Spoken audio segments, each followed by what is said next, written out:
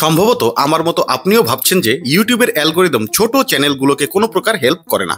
যেসব ক্রিয়েটরদের চ্যানেল এখনো ছোট তাদের প্রত্যেকেরই সম্ভবত এই কমপ্লেইনটা রয়েছে। তবে এর জবাবে ইউটিউব কি বলছে জানেন? We have a team that is trying to identify audiences for creators that are just getting started. তাহলে এখানে কার কথা সঠিক, আপনার বা আমার, নাকি ইউটিউব অফিসিয়ালসদের?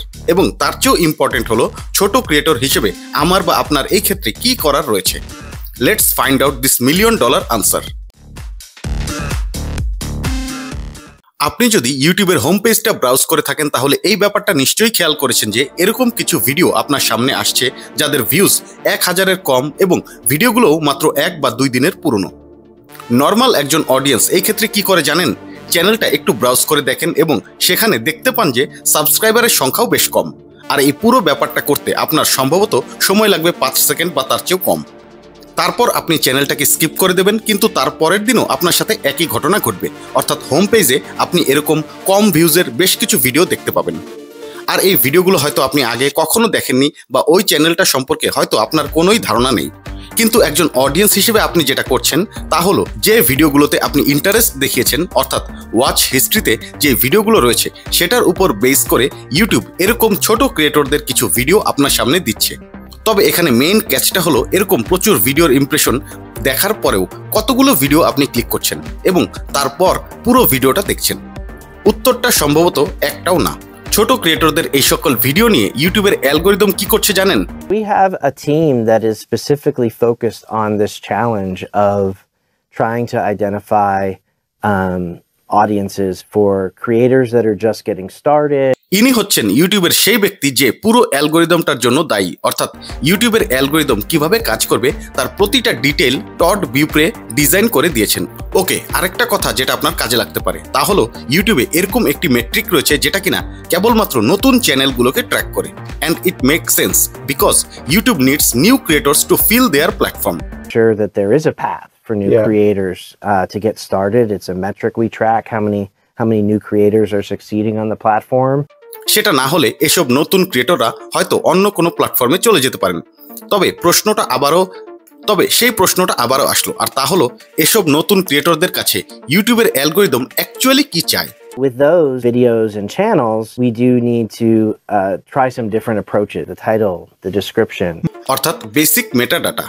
আর টড কিন্তু এই কথাটা এর আগেও বলেছেন। এবং নতুন ক্রিয়েটরদের আরেকটা সমস্যা হলো তারা ভিডিও ট্যাগ নিয়ে প্রচুর সময় ব্যয় করেন, অর্থাৎ ট্যাগ নিয়ে আপনি যে সময়টা ব্যয় করছেন তা না করে থাম্বনেইল, টাইটেল এবং ডেসক্রিপশনে ওই সময়টা আপনার ব্যয় করা উচিত। এমনকি নতুন কোনো চ্যানেলকে অডিয়েন্সরা কিভাবে ডিসকভার করবেন সেটা নিয়েও টড ইম্পর্টেন্ট কিছু কথা বলেছেন। When we have absolutely no behavioral data, we're going to probably rely more on the metadata, the data that we have in terms of the title and the description. অর্থাৎ নতুন কোনো channel discover করার সবচেয়ে ভালো উপায় হলো অডিয়েন্সদের কাছে তা সার্চেবল করে তুলতে হবে। তবে সবচেয়ে ইম্পর্টেন্ট ব্যাপারটা হলো যখনই নতুন ক্রিয়েটরদের কোনো ভিডিও অডিয়েন্সরা ক্লিক করবেন, অ্যাকচুয়ালি অ্যালগোরিদমের কাজটা তখনই শুরু হয়। অর্থাৎ অডিয়েন্সকে যদি আপনি ওই ভিডিও দিয়ে স্যাটিসফাই করতে পারেন তাহলে ভিডিওটা নতুন হোক বা ক্রিয়েটর নতুন হোক তাতে কোনো প্রবলেম নেই। ইউটিউবের অ্যালগোরিদম তখন অডিয়েন্সদের স্যাটিসফ্যাকশনটা দেখে পরবর্তীতে আরও বেশি অডিয়েন্সদের কাছে ভিডিওটা থ্রো করবে। এখন ভিডিওর শুরুতে যে কথাটা বলেছিলাম সেখানে আবার আসছি, অর্থাৎ যখন হোম পেজে আপনি এরকম কম ভিউজের একটি ভিডিওর থাম্বনেইল দেখবেন এবং তার চারপাশে যখন ট্রেন্ডিং অথবা মিলিয়ন ভিউজের ভিডিওগুলোর থাম্বনেইল দেখবেন, এমনকি যেসব চ্যানেলের সঙ্গে আপনি পরিচিত সেই ভিডিওগুলোর থাম্বনেইলও দেখবেন, তখন অবভিয়াসলি নতুন ক্রিয়েটরের ওই ভিডিওটাকে আপনি ইগনোর করবেন। আর এই ঘটনাটাকে বলা হয় সোশ্যাল প্রুফ। ইউটিউবের হোম পেজে যখন মিলিয়ন ভিউজের একটি ভিডিওর থাম্বনেইল আপনি দেখতে পাবেন তখন সেই ভিডিওটার ভিউজ কাউন্ট আপনাকে ভিডিওটাতে ক্লিক করার জন্য টেম্পটেড করবে। অর্থাৎ অডিয়েন্সরা সোশ্যাল প্রুফকে এখানে ভিডিওর স্ট্যান্ডার্ড মনে করছেন, আর ভিউজ কাউন্ট হচ্ছে এখানে সবচেয়ে বড় সোশ্যাল প্রুফ। ইংলিশ প্রিমিয়ার লিগের কথাই ধরুন, ম্যানচেস্টার ইউনাইটেড অথবা আর্সেনালের সাথে যদি একদম তলানির একটি ক্লাবের খেলা হয় তাহলে সেখানে কম্পিটিশন বলতে গেলে কিছুই থাকবে না। আর এখানেও ছোট ক্রিয়েটররা একটি লিগে লড়াই করছেন, আর তা হলো ইউটিউব লিগ। আর এই ক্ষেত্রে একটি ব্যাপার রয়েছে যে আপনাকে হেল্প করতে পারে, তা হলো ভিডিওর নতুন নতুন idea. There with new creators coming along with new ideas all the time, and we want to help those creators be successful. আর আরেকটা ব্যাপার আপনি ট্রাই করে দেখতে পারেন, তা হলো নিজেকে ক্রিয়েটর নয় একজন অডিয়েন্স হিসেবে বিবেচনা করুন। তারপর দেখুন ইউটিউবের হোম পেজে অথবা সার্চ রেজাল্টে আপনি সাধারণত কোন ভিডিওগুলোতে ক্লিক করেন এবং ক্লিক করার সময় কোন ব্যাপারগুলো আগে লক্ষ্য করেন। যদি নিজেকে একজন অডিয়েন্স ভাবেন তাহলে ডেফিনেটলি আপনি প্রুভেন ভিডিওগুলোকেই আগে ক্লিক করবেন, আর এটাই স্বাভাবিক। তারপরও থাম্বনেইল অথবা টাইটেল দেখে কোনো নতুন ভিডিওর প্রতি আপনি আগ্রহী হয়ে উঠতে পারেন এবং তা পরিমাণে খুব কম হলেও সেটাকে ইগনোর করলে চলবে না। আমরা যারা নতুন ক্রিয়েটর রয়েছি তাদের অবস্থানটাও ওই নতুন ভিডিওগুলোর মতো। অডিয়েন্স রিচ বাড়ানোর সম্ভাবনা অনেক কম, তারপরও যতটুকু সুযোগ পাওয়া যায় সেটাকে কাজে লাগানোই সবচেয়ে বুদ্ধিমানের কাজ।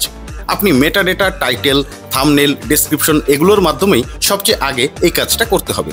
যদিও ইউটিউবের অ্যালগোরিদমের এক্সাক্ট সেটিংসের ব্যাপারটা অফিসিয়ালসরা ছাড়া অন্য কেউ বলতে পারবে না, তারপরও এতটুকু অনুমান করাই যায়, আর সেই অনুযায়ী আমি আমার অপিনিয়ন আপনাদের সামনে বললাম। তারপরও ইউটিউবের অ্যালগোরিদম নিয়ে আপনাদের নতুন কোনো মতামত থাকলে নিচে কমেন্ট করে জানাতে ভুলবেন না। ভিডিওটা আজকে এখানেই শেষ করতে হচ্ছে। পরের ভিডিও দেওয়ার আগ পর্যন্ত সবাই ভালো থাকবেন। আল্লাহ হাফিজ।